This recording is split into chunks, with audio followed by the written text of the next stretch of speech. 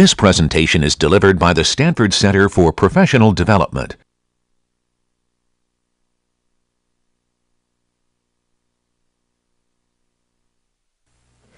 Okay, let's get started. Well, today we have a very nice video, actually. This is one of my favorite videos, and I think you, let's see, if we could have the light up, please, the projectors.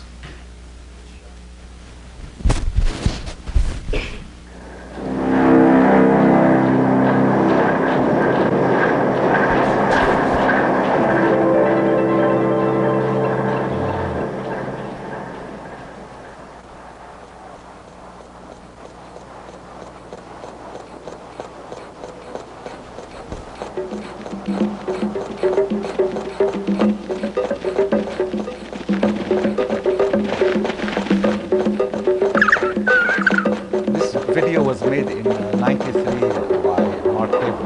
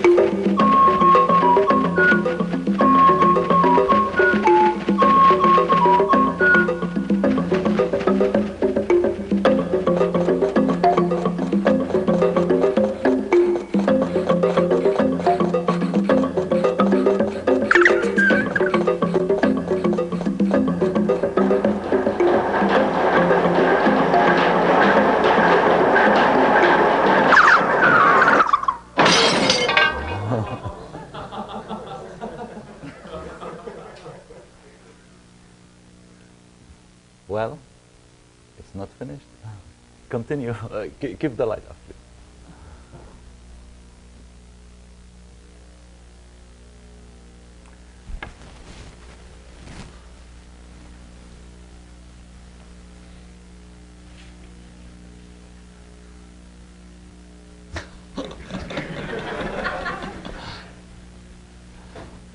So, simulations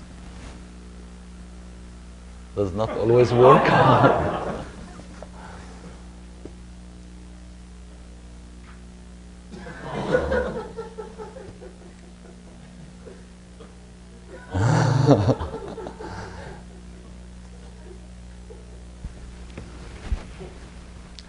In robotics, it's very important to remember that experimental validation is very important.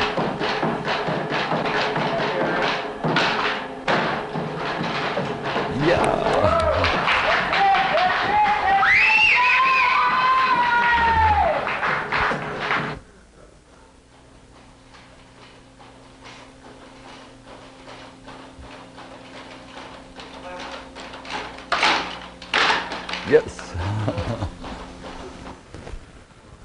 Okay. That was quite amazing performance of this robot. Let's go back to control. So,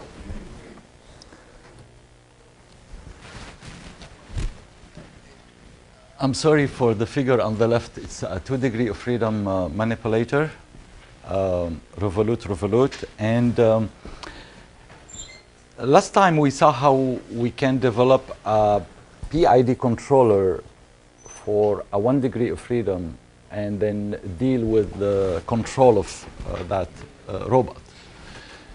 If we add 1 more degrees of freedom, that is, if we have a robot with some dynamic coupling, we are going to see that the performance of a PID controller is not going to be satisfactory, especially if we are tracking a trajectory. So this equation of motion you're familiar with, I'm going to rewrite it in 2 equations. So here is the equation of motion, and you have 2 joints, so the vectors are 2 by 1, and the mass matrix is a 2 by 2. So if we rewrite this equation in 2 equations, now you're probably more familiar with this form.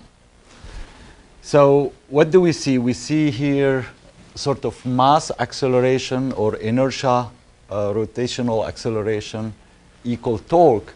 But there are all these additional terms that are appearing.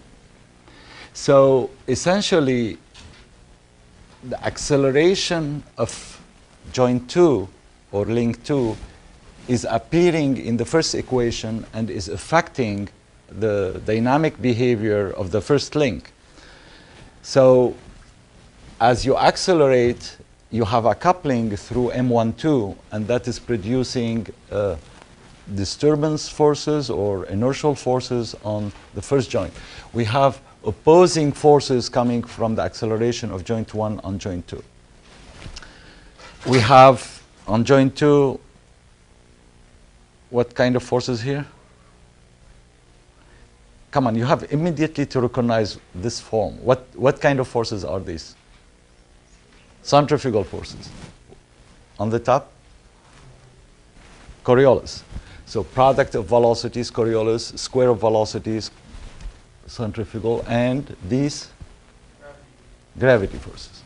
So all of these are going to have an impact on the robot, and it's really difficult to imagine that these are zero or treat these as disturbances. They are going to be there, and as you accelerate one joint, you have an effect on the other joint. So really the system that we talked about, this controller that is controlling a joint, a link, is going to receive disturbances coming from the gravity and coming from the motion of the other link. You see that? Which means that while to ignore it, we need to really treat these as disturbance forces, but these are large disturbance forces. And the only way you can deal with the rejection, as you know, is increasing KPs to reject your disturbances.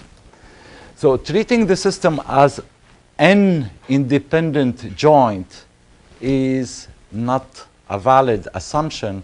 And in fact, most robots today in industry still use this scheme. They say, okay, I'm not going to care about the motion of joint 2. I'm going to put a controller with large gains so I can control each of the joints separately. Whereas in reality, the n degree of freedom system, each of those joints is receiving those coupling forces. And these coupling forces are interacting. So there are something, I mean, not only disturbances, but the fact that they are interacting, there is something about the stability. How can we say that this system is stable if we are controlling it with a PD controller? Right? Because you have this interaction taking place between the links as they move. So the stability of a system that is highly nonlinear and interactive in the way we saw is not evident. How can we prove that this system with a PD controller with all these disturbance forces coming from the interaction is stable? Anyone? Yes? Energy. So in fact, what we're going to do to prove this is to go and do an abstraction to see what kind of energy we are putting in the system and how we can show that the system is stable.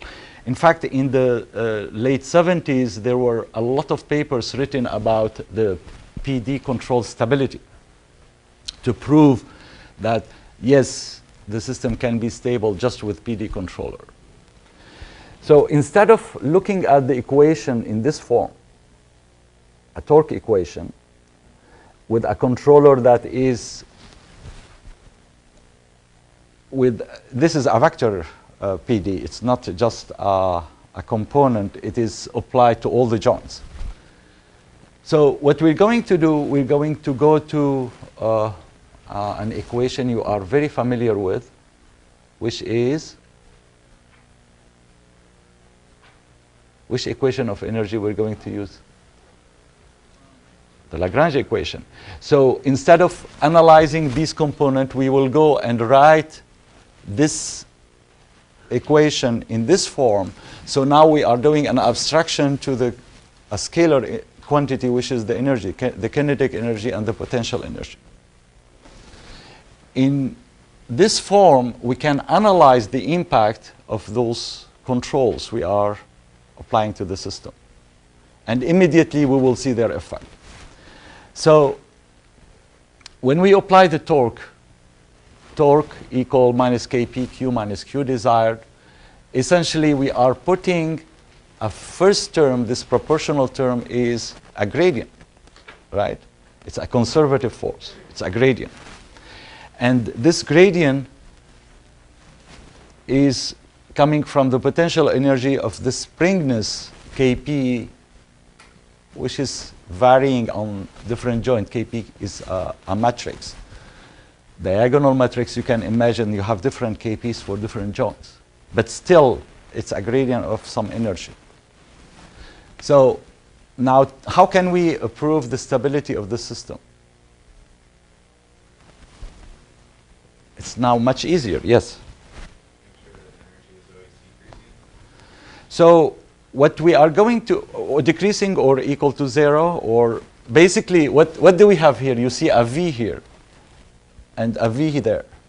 So what you are doing is basically by adding this, if you move this to here, you can see the effect of your control. Your controller is essentially, here is the inertial forces, and your control is modifying the initial potential energy of the system, which is the gravity forces, to change it to Vd, this potential energy desired. So instead of having your energy making you fall down, now you have some energy that is going to help you go to those desired goal positions. In addition, on the right-hand side, we have a term that is minus kv q dot. So this term is going to bring additional stability. That is, it's going to bring asymptotic stability because it will dampen and oppose the motions along the q dots. So you remember this condition, that these forces are acting against the velocity. So as long as your kv is positive, this condition is satisfied, and we can show that essentially this system is going to achieve this motion. So you will go to the minimum of that potential energy, and because of this term you are going to be able, because this damping term, you are able to asymptotically stabilize your system. So yes, a PD controller is stable. But this doesn't tell you anything about the performance. It tells you, yes, you're going to move and reach that configuration, but along the motion you have all the coupling. So in here, whatever coupling you have, it is going to appear in the kinetic energy derivatives, and that will produce the inertial forces. So if you're moving to a goal position, there is no problem. You can move and reach that goal position.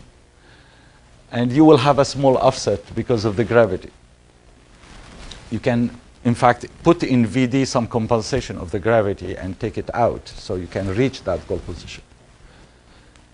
But the performance along the trajectory are not going to be, if you are tracking a trajectory, are not going to be good.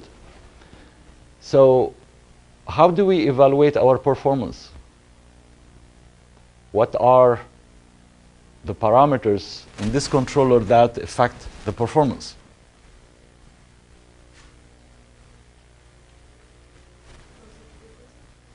Yes, the Kp and the Kv. The Kv allow us to dampen the system, and Kp allow us to reject disturbances. So what would you like to do in order to reject the disturbances?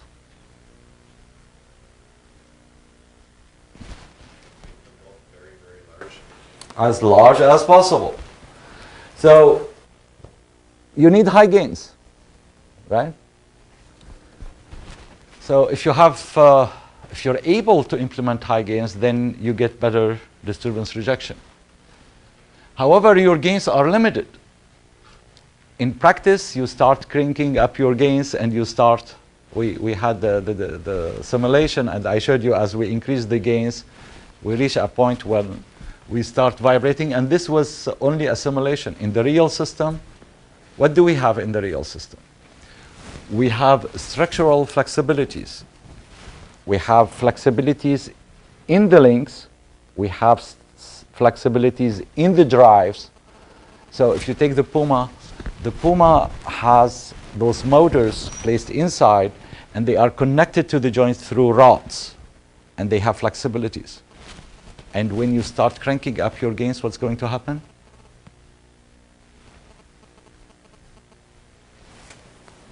Higher gains, you start to have a closed loop frequency closer to your flexible structural frequencies, and that leads to instabilities. You excite those modes. So if you have flexibilities, you have to make sure that your gains result into closed loop frequency below your structural flexibilities. And not only that, you have time delays in the actuation.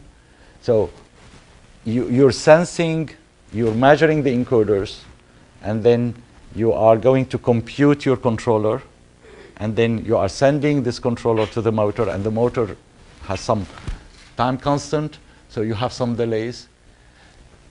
And you have also the sampling rate. The servo loop is running with some sampling rate that needs to be quite high. And this is not anymore a problem. It used to be a problem when we had slower computers, but now the CPUs are so fast that this is not anymore an issue. So here is a rough idea about the limitations you have. If we take the resonant mode, the lowest resonant mode on your system, you have to make sure that your omega n is lower than half of that resonant mode in order to be able to avoid catching with those structural flexibilities resonant mode. In terms of delays, you are limited also by 1/3 of the frequency of the delays. Well, as I said, this is not anymore a problem. So the key issue is this lowest structural flexibility in your system, and it is there. And believe me, you start cranking these gains up, tuning your gain, and you start to hear the vibrations.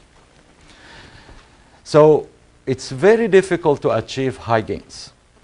And remember, the delay is in time, it's 2 pi divided by the frequency is 2 pi divided by the time of the delay. This tau is time. Okay, so what is the solution? If we cannot really crank up those gains so high that we will cancel all disturbances, dynamic disturbances, what is the solution? So if you remember, the problem is like this.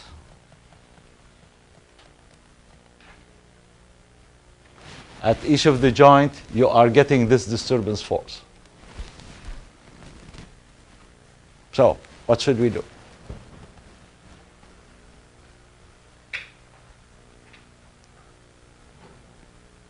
I have the model. I have good estimate of MIJs, good estimate of the gravity, because you just did a lot of homework with dynamics. So you know how to find the structure. You can eventually identify the constant involved, the masses, the center of mass. You can measure all of these. And then what can you do?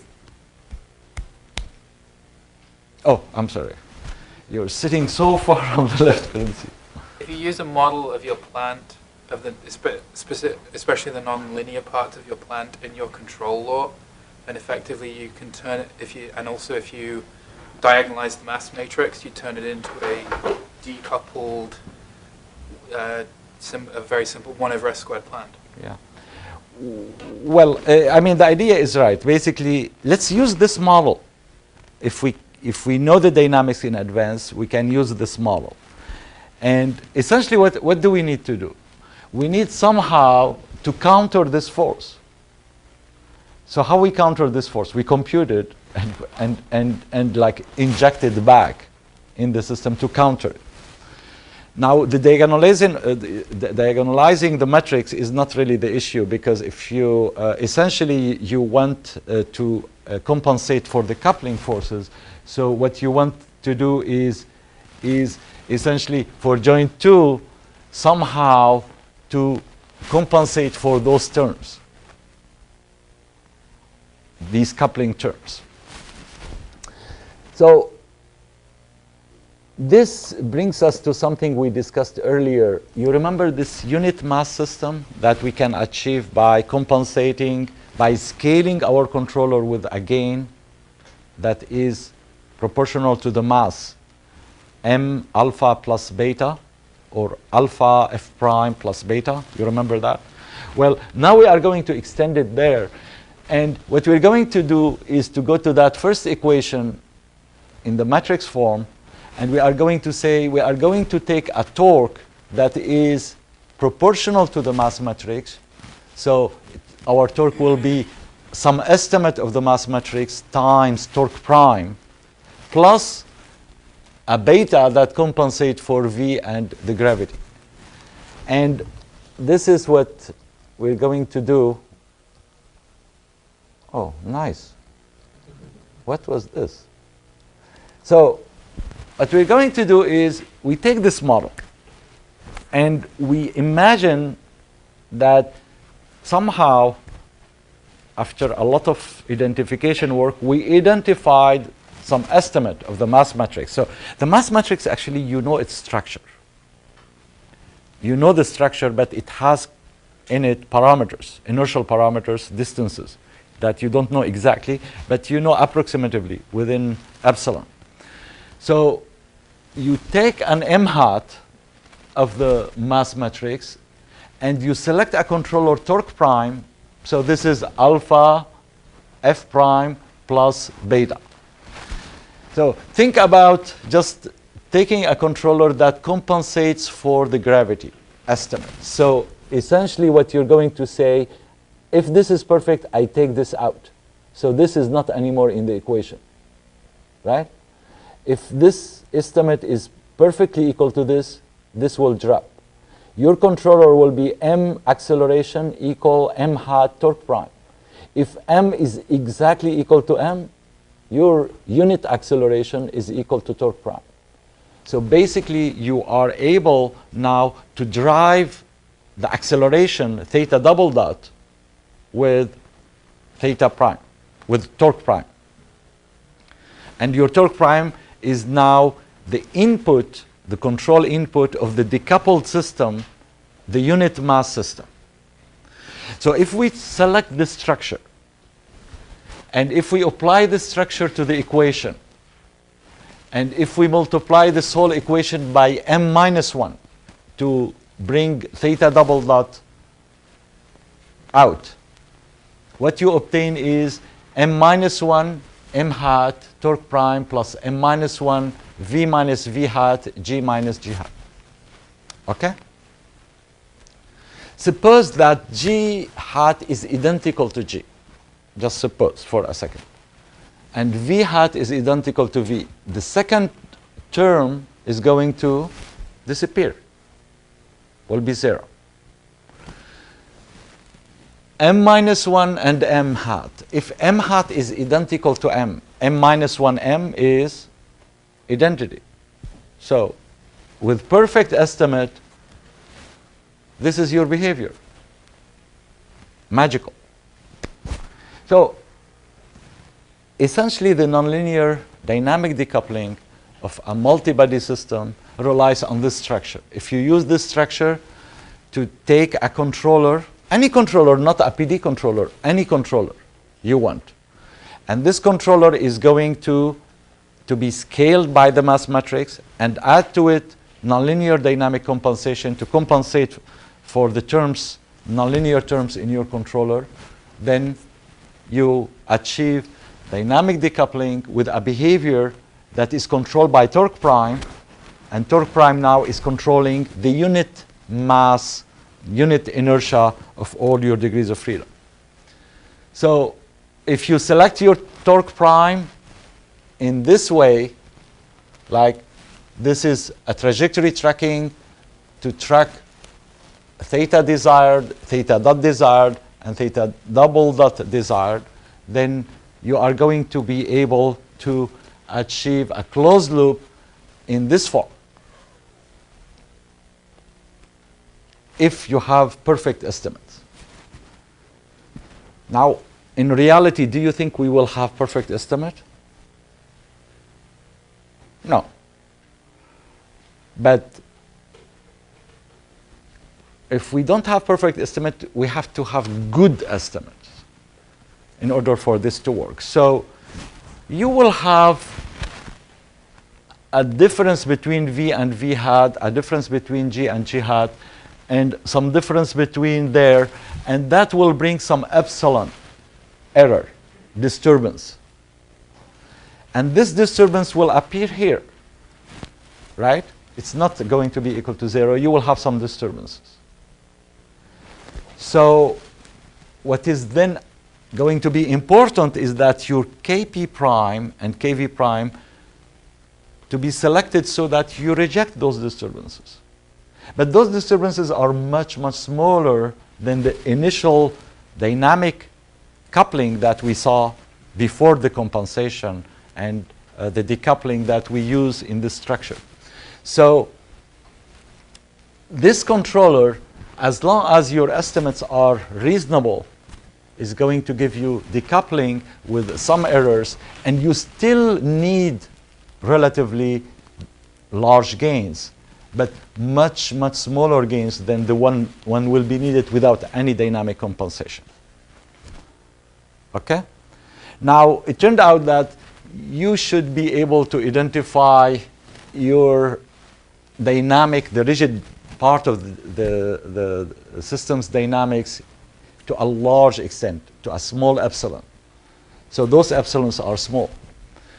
However, in the initial equation, we are neglecting. What are we neglecting on this first equation? We are not showing here. This is the system, the robot. What is missing there?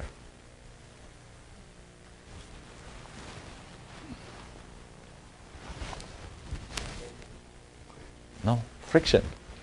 So there is friction, there is actually nonlinear friction that is difficult to model, and there are a lot of other nonlinearities, and then you have the higher order dynamics that we are not modeling. We are modeling just second order dynamics. The flexibilities are not modeled.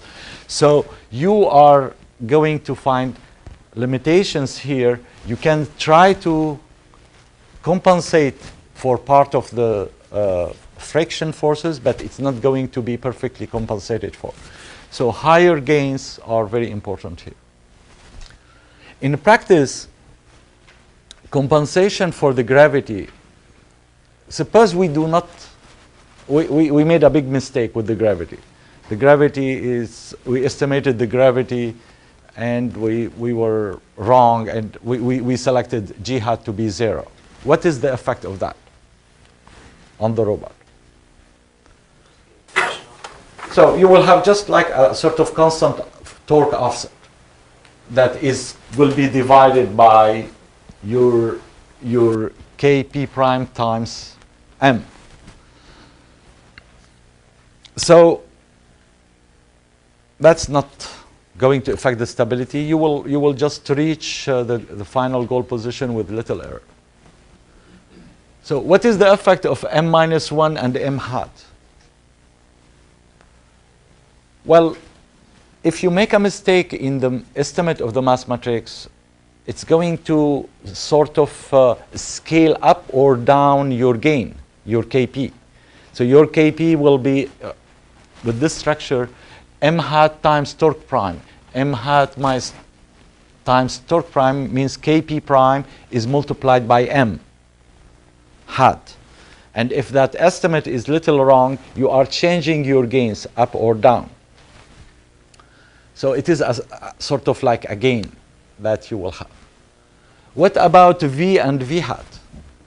So estimate of m hat, if you make a mistake in the estimate of m hat, as long as m hat is positive definite from your structure, you shouldn't make a mistake. If you make an estimate, the effect of it is just scaling up and down your gains. It's not going to affect too much the stability as long as you have positive definite metrics. What about V?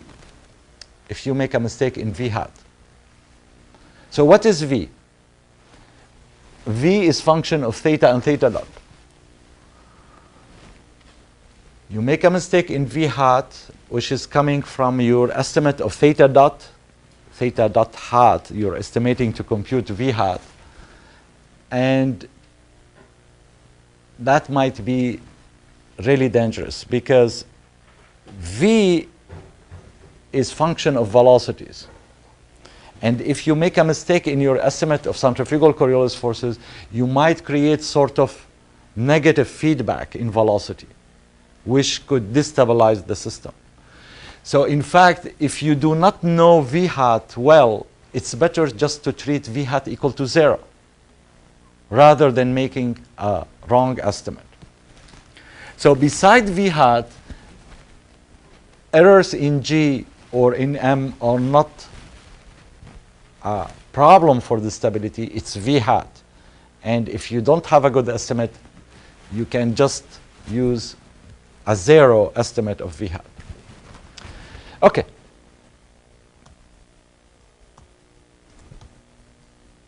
So this is the overall control system. Basically what we are doing is we are doing a feedback that is compensating for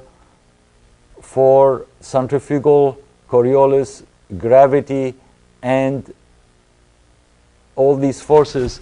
And then we are scaling our input. So this is torque prime. It's scaled by m hat. And we are adding these to produce the torque. So the torque is m hat times torque prime plus those estimates. And then we are able now to compensate for centrifugal Coriolis gravity forces and scale our gains and decouple the system. And the overall behavior of the system will be decoupled. So now we are able to control our robot. But what we did here, we controlled our robot in terms of its joint motions.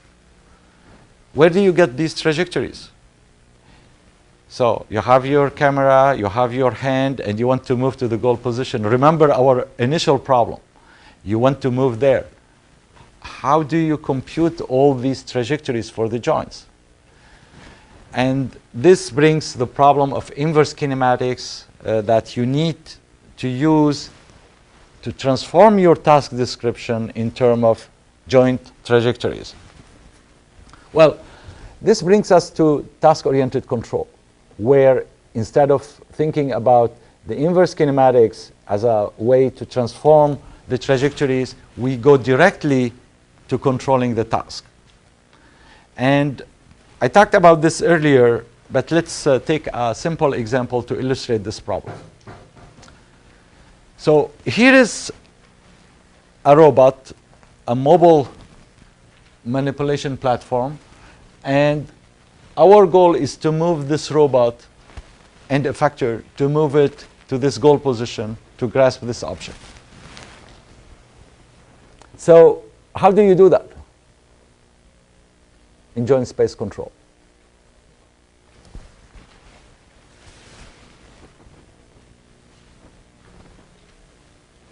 Quickly. I have a lot of things to talk about, so quickly. Think about it. What do we need to do in order to go to that goal position? You translate positions to joint orientation. Well, I mean, essentially, if you go like a little bit a higher abstraction, what you can say, well, I need to imagine the final configuration where I'm going to be. And in fact, I need to imagine all the configurations of the robot. I need to find this configuration. How many configurations like this you can have in this case? To reach this configuration, you can be here, you can be there, you can be in infinite ways. So the question is, you have infinite ways from starting from here to go to there because of the redundancy. And it's really difficult a priori to say which one is better. It's really difficult when you have redundancy to resolve all that redundancy and decide about it ahead of time. And if you do that, actually, you lose a lot of inertial properties that you can use in the control of the robot, as we will see a little bit now and much more later when we analyze the fact that this base is heavy, this arm is lighter, and if you are able to use this fact of macro structure and mini structure and combine them, you are going to be able to better use the reduced effective inertias that are coming from macro mini structures and controlling the robot in a much better way. That is, we will see that we will be able to really reach rapidly and then stabilize the macro structure. Reach with the fast dynamics of the system and then stabilize the system. So how can we control this differently? How can we move from here to the goal position without deciding a priori what final configuration we're going to have?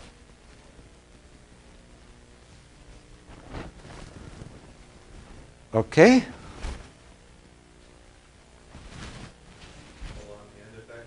What the structure does? Exactly. And this was the idea I found many, many years back, which was to say, I mean, I don't need to know exactly how the structure is going to move at this time. Let's just move the end effector. So pull on the end effector. And pull on the end effector is very easy. You just apply the gradient of a force that is pulling on the end effector. Right? So if you virtually apply a force at the end effector that is the gradient of this force, which has its minimum at the goal position, essentially this end effector is going to fall in this potential energy and it will move towards the bottom, right? Well, you don't know exactly how it's going to move. It might, because this is not a point mass you're dropping in a potential energy, it's a multi-body system. And this is what we call task-oriented or operational space control. Operational space control relates to what we are trying to do with the robot. It could be the end effector. If we have multiple arms, it could be both effectors, or it could be any set of descriptions related to the task. You have a question? Yeah. Do you have to give priority to different joints when you do this, or is it factored into the energy equation? So let's see it little by little, and then you see how you can put priorities, how you put constraints. On Wednesday, I will describe how this simple concept of a combination of an attractive potential energy that pulls you to the goal, combine, and now this is what is interesting, is I'm going to move to this goal, right? And this is the goal. But as I move, there are obstacles on the way. Now I can apply repulsive forces on those different links that are interacting with the environment to move them away. Which means that if I was doing this in joint space, I need to do the whole motion planning ahead of time to make the decision about how to move. But suddenly an obstacle comes and move, or I discover that this obstacle is not there. How can I readjust and recompute all the inverse kinematics? I would need to do replanning in real time. Whereas in here, you are able directly to affect those constraints. So we will see a lot of issues that relates to how, in real time, We can deal with many other criteria related to how far away I would like to keep the body of the robot from there, what type of angles, orientation I would like. You can add all of these as well. But this will bring us to how we control a redundant manipulator. And these are issues that will come in advanced robotics next quarter. But essentially, the basic concept is very simple. The basic concept is to say, I want to move to those goal positions. You can have goal positions for the end effector, for the base, for any part of the robot. And then I need to protect the robot from touching anything, so I apply these repulsive forces, and you drop the system in that field, and it will just move and go there. Now, I didn't talk anything about the dynamics, but essentially this is the basic concept. Now, how can we apply this force? So the gradient of a V is a force. How do you apply this force to the motors? So you want to apply a force here, F. What would be the corresponding torque? So it will be torque equal F. We need something to relate this force to the torque. J transpose F equal torque. That's it. So if you just apply a J transpose F, where F is this gradient of your goal position in X, you apply this to the system, and the result is going to be that you will move there. And it works. Again, it doesn't deal with the dynamics. Your motion is not guaranteed to be decoupled. You are just like pulling all these links and moving. So what we need to do is really to look at the dynamic properties of the system and evaluate how the system is behaving when we are moving in those ways. The other interesting thing about this controller is, and this is really the fundamental property of those controllers, is the fact that now you have a way to deal with contact. Because when we are going to move this object, so I grasp the object, and suppose the task is to move this object over the table while it's in contact. And I need to push on the object. I'm doing some assembly, and I'm touching the object and applying a force. To apply a force in some direction, it's very easy. If you know your contact forces, you do J transpose F contact. But now, to move, we are translating the control for motion in terms of F motion. So essentially, we are unifying the two problems. In one problem, you just add them. And you take the sum of the two, and now you have a unified way to control both motion and forces. You have to make sure that your contact forces are in the proper space. That is, in this case, it's the vertical directions, and your motion control are in that space. And when you go to more complex contact, you have to do some selection and project your controllers in those spaces. So the dynamic problem that comes with this is quite interesting. It is a problem that comes from the fact that when you apply this force to the end effector, and as I said, this is not a point mass. This is a multi-body system. You are going to obtain an acceleration. So if you have a point mass, and if you apply a force in the x direction, this is the x direction, your acceleration will be along the same direction. In this case, your acceleration is going to be somewhere else because of the coupling. There is a coupling between F and the acceleration. So you need to find the relationship between forces and acceleration at this point. There is a mass matrix associated with this X that allows you to evaluate the mass properties in the different directions and the coupling between them. So if I'm here, and if I push in this direction, I will feel sort of an effective mass of, like, say, 5 kilograms. But at the same configuration, if I push in this direction, the mass is different, 2 kilograms. And if I rotate about this axis, I will feel some inertial force that is different from this one. And this is your mass matrix, basically. This is different from the mass matrix that we were talking about, the inertial properties in joint space. The effective inertia about this axis that is varying, the effective inertia about this axis, and the coupling between them. Now, if I push in this direction, I will see this motion, because there is coupling between the y direction and the z direction, and the x direction, and the rotation between them. But if I am able to model this, then, well, there is centrifugal Coriolis gravity forces as well. So we are just going to be able to model the dynamics in that space for this point. And if we obtain this model, which is simply a relationship between forces and acceleration, velocities and positions, a different configuration, you have different properties. Once you have this model, you can do the same thing we did with controlling the robot in joint space by decoupling, making estimate of this, decoupling, and making an F star or F prime. Now we select an F that is proportional to the mass, the estimate of the mass matrix, with compensations of centrifugal, Coriolis, and gravity forces. And then you can control it. You find your F, you multiply it by J transpose and transform it into term of torques. And suddenly now you are directly controlling your robot in operational space, in the space of the task.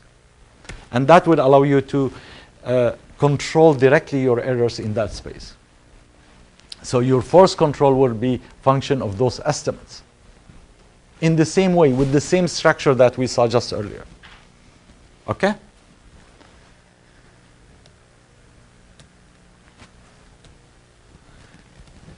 So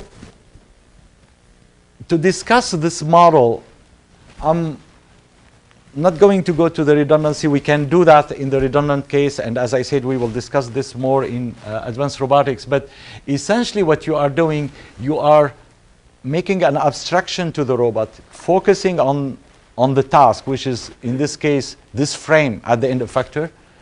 And in the non-redundant case, you select a set of generalized coordinates, which are going to be your x, y, z, alpha, beta, gamma. If you have a 6 degrees of freedom and an end effector with 6 degrees of freedom, basically what you're saying, instead of selecting q1, q2 to q6 as generalized coordinate, I'm going to select x1 to x6 as generalized coordinates. And then you write your equation of motion with respect to those coordinates.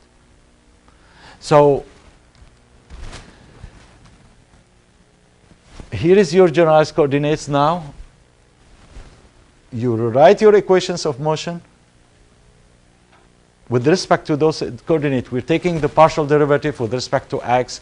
We're talking about x dot. We're talking about not torques, but forces acting along x, y, z, and the different components. And if you do this computation, you end up with the similar model, identical model. I mean, I'm changing q in x now. You have a similar model, but now capturing the properties at your end effector. So these are the definitions. Basically, everything is the same, except that now it is related to your task. Okay?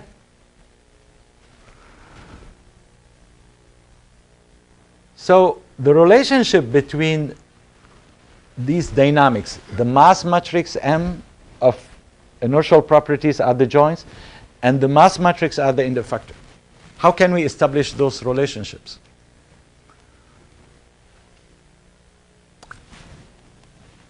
Again, energy. Yeah. So what is the kinetic energy of a manipulator described with respect to joint space coordinates, with joint velocities? 1/2 Q dot transpose M Q dot. You agree? All right, I just changed my coordinates. What is the kinetic energy described with respect to X dot? Supposing the robot is non-redundant, and these are generalized coordinates, so they capture all the motion, so it's in X dot. So what would be the kinetic energy? 1/2 X dot transpose mx X dot. You agree? Is it the same kinetic energy? Yeah. So we have an identity between the two. So if we write this identity between the two, see how beautiful this is. Once you go to the right abstraction, it's very easy to extract properties.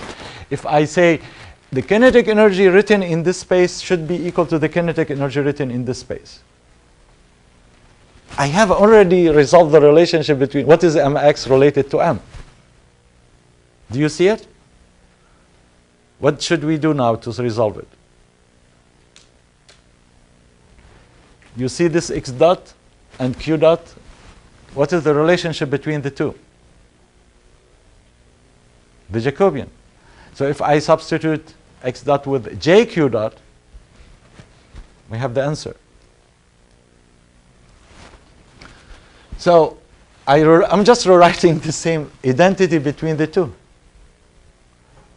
And the mass matrix we computed in joint space is related to the mass matrix in operational space by just M is equal J transpose M JX. Which now you can compute this as a function of this by multiplying from the left with J minus and from the right by J minus transpose, which gives you Mx equal J minus transpose M J minus 1. Okay? That was easy. Do you agree it was easy? So, in fact, once you computed your Mx, then you can see that, in fact, your centrifugal Coriolis forces, they are not J minus transpose. They are not just, these forces are not J minus transpose V. They are J minus transpose V minus this quantity. So actually, in fact, when you look at this as a torque and compensate and decouple centrifugal forces in joint space, you are not really decoupling the end effector centrifugal Coriolis forces, because the relationship between the two is different. By the way, H is just J dot Q dot. So this H appearing there is this. So this is the relationship between the two. The gravity in joint space and gravity in operational space are related just by J transpose minus. So the gravity is a torque, and you compute the force. So if you multiply by J transpose Jx equal to J, basically. Minus transpose means it is a minus, it is J transpose minus 1 or J minus 1 transpose. Okay? So the relationships between the two are very simple. Well, they were not simple to find, but they are simple. Okay, here is an example. I think we can quickly go over this example. We saw this example before. Remember, we saw it in joint space, and we computed the dynamics through this. And all what I'm doing now is going and finding the Jacobian. So this is your Jacobian, which I'm putting in frame 1. And I'm writing now, so this is the Jacobian in frame 1 of this robot. And now if you remember from joint space dynamic of this robot, the mass matrix was diagonal and decoupled for this robot. Now, if I'm computing the mass matrix in frame 1 for the end effector position, I need to multiply by J minus transpose and J minus 1. And that turns out to be, again, a diagonal matrix like this. So in frame 1, the mass properties, so now let's think about if this mass matrix for the end effector makes sense. So this robot has the following properties. We said it has a mass of link 1, M1, a mass of link 2, M2 at this location. And now I'm looking at the mass properties, that is, what is the effective mass when I move in this direction, because I'm representing this in frame 1, which is this. So if I move in this direction, what would be the effective mass I would see when I'm moving in this direction? And what is the effective mass when I'm moving in this direction? So let's see if this makes sense. So if I'm moving in the x1 direction, this direction, what do you expect the mass to be? This is the end effector. I'm moving in this direction. What do you feel when you move in this direction? M2. Well, this is what you see here. Correct. If you move in this direction, what do you push? What do you carry? What masses are moving with you? M2 plus something else, because you are pulling, you have to move this. So you get another term, M2 plus something. What is this something? This something is sort of this M1 reflected there. And that depends on the distance. Right? So essentially what you are doing, actually M2 prime, is taking this distance, dividing it by 2, and computing all the inertias related to M1, the inertias of link 2 and link 1 that appears here, and all as if they were just a mass. So this is what you're doing. When you go to the mass matrix at a given point, you are looking for this mass that produces all these effects that are equivalent to those effects that you see if you had all these masses. Make sense? Good. So let's now go from this diagonal mass matrix in frame 1. If I go to frame 0, I need to multiply it by the rotation matrix, right? Rotation matrix. Look what happens. In frame 0, the mass matrix is not diagonal. So if I'm moving this structure along the x direction or y direction, I'm getting like the eigenvectors. But if I move in any other direction, there is coupling, and this is the coupling. So the properties that you see in joint space, they could be decoupled even for some robots. When you go to the real space where you are doing the task, the properties are different.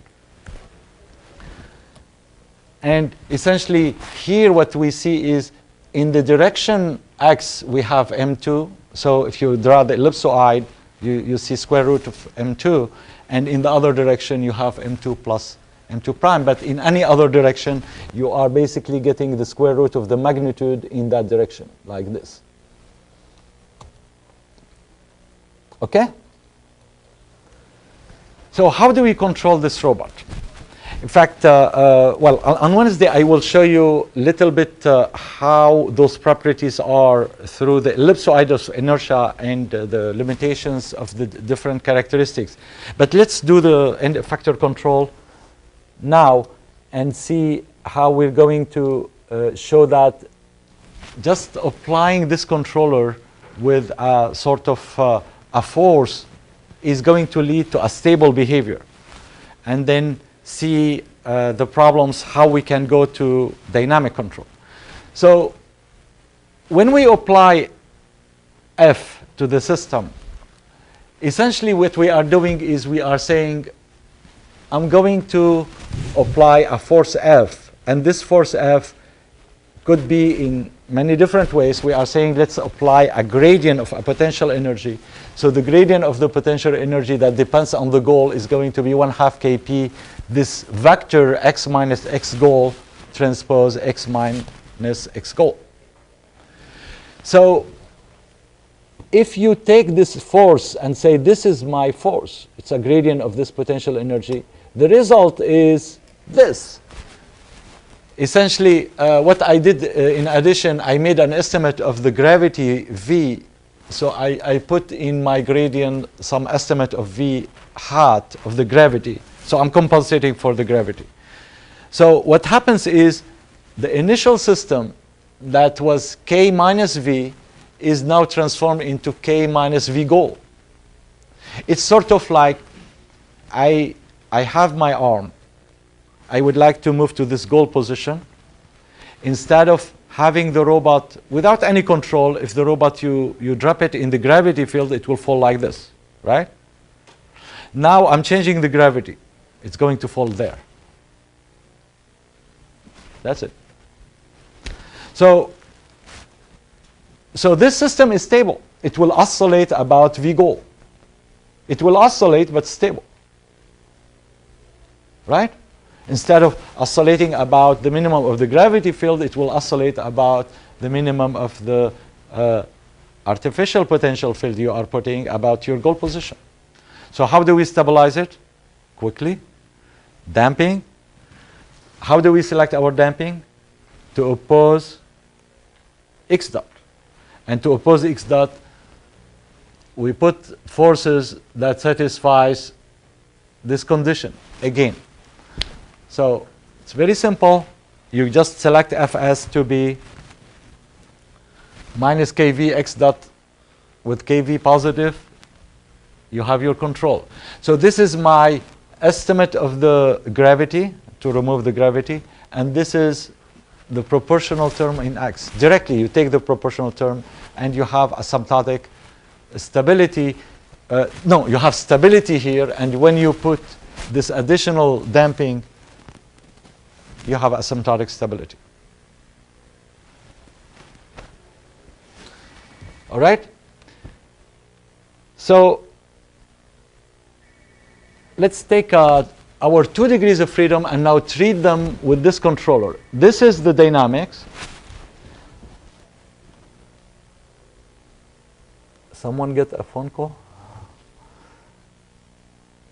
Let's write the controller. So are you following so far? Here is the dynamics in operational space. This is your controller. Let's look at the behavior. So I'm just splitting this first equation in 2 equations, x and y.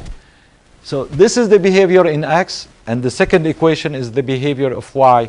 And what you see is that I'm just copying this from the real mass properties of the mass matrix in operational space for the 2 degrees of freedom.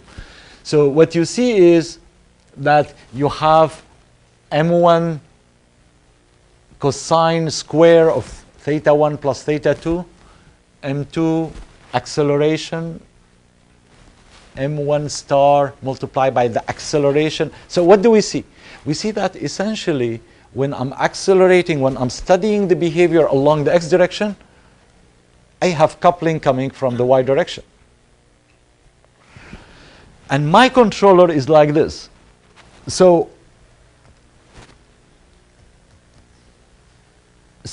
what is the closed loop behavior? Well, the closed loop behavior is like this. It's like I have a mass acceleration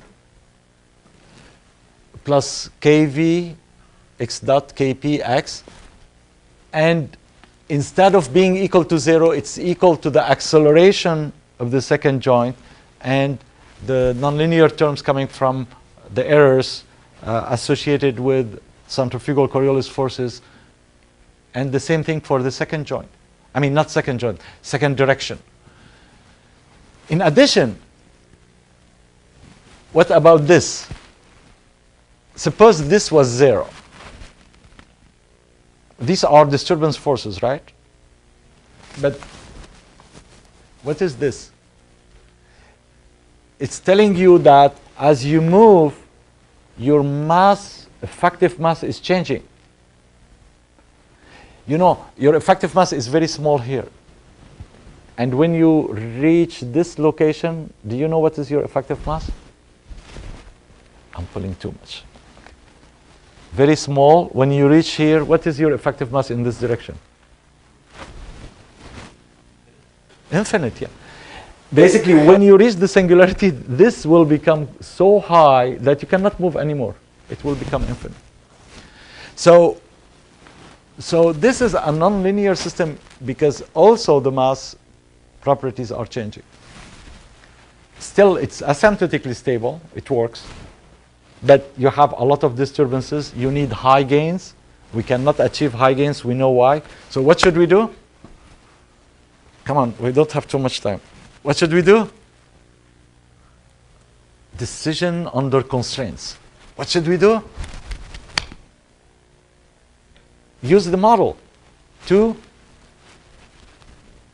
decouple and linearize the system.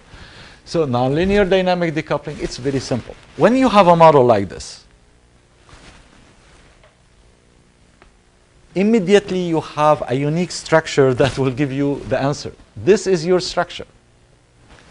Compensate, take out the gravity with an estimate of the gravity, take out your centrifugal Coriolis forces with an estimate of it, and take your controller to be proportional to an estimate of your mass matrix. That's it. Okay, you have a structure like this. X could be Q. So you will be in joint space or in any other task space. This is your structure. This is your system. On the right-hand side, you have your controller. On the right-hand side, this red thing can be selected in this structure. And once you selected this structure, you apply, and if your estimates are good, you apply it to the system. Your behavior is going to be unit mass acceleration equal F prime. Okay? Unit mass acceleration equal F prime. Now you select F prime, whatever. You have a goal position. You have a motion tracking. You select your F prime the way you want.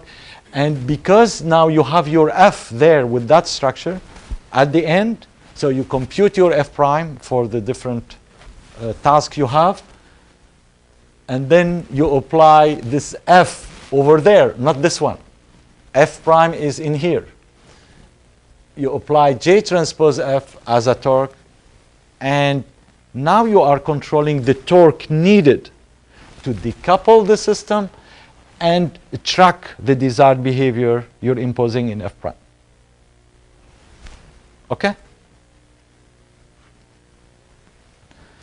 If your estimates are mass hat identity, Vx equals 0, basically we are back to the non-dynamic control system, to the PD controller with potential energy.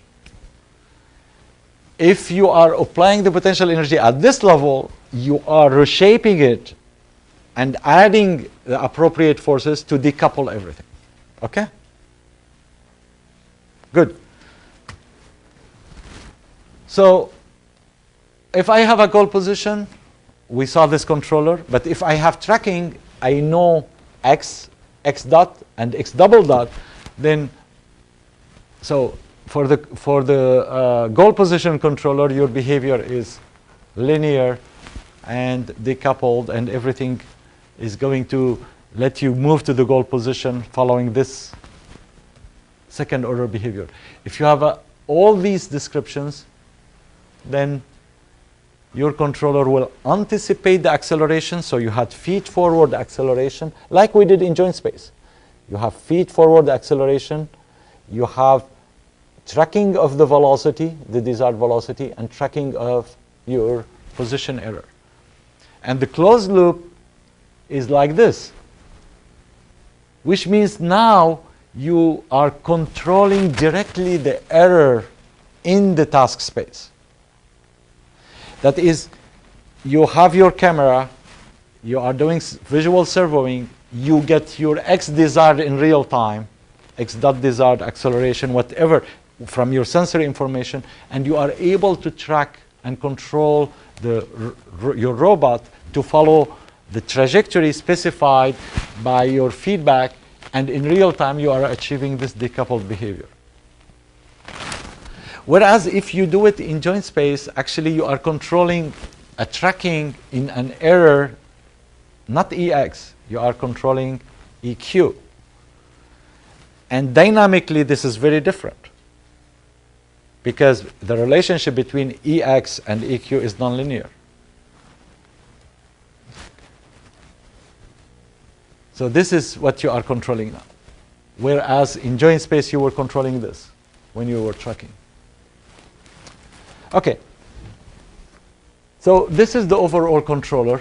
The overall controller is now compensating. It's the same structure that we saw before, but instead of looking at the system in joint space, we are using this J transpose to transform this into the end effector behavior. And now we are compensating for centrifugal Coriolis gravity forces that are modeled for your end effector. And we are scaling with an MX, with the mass matrix of the end effector. And we are controlling the trajectory. So here we control an F prime. Here we get F, which is the sum of scaling F prime by M and adding the nonlinear compensation. And your dynamics now is controlled in task space. Right? And that's what you want. Good. So on Wednesday, we will talk about some additional aspect of the control dealing with compliance and some ideas about force control. And then I'm going to give you a preview of a lot of the research going on in humanoid robotics and in design of robots to work and interact with a human in their environments. So they have to be safe. And we will talk about those issues on Wednesday. In the meantime, on Tuesday, I will see half of the group, I hope, for the review session, and the other half on Wednesday. See you on Wednesday.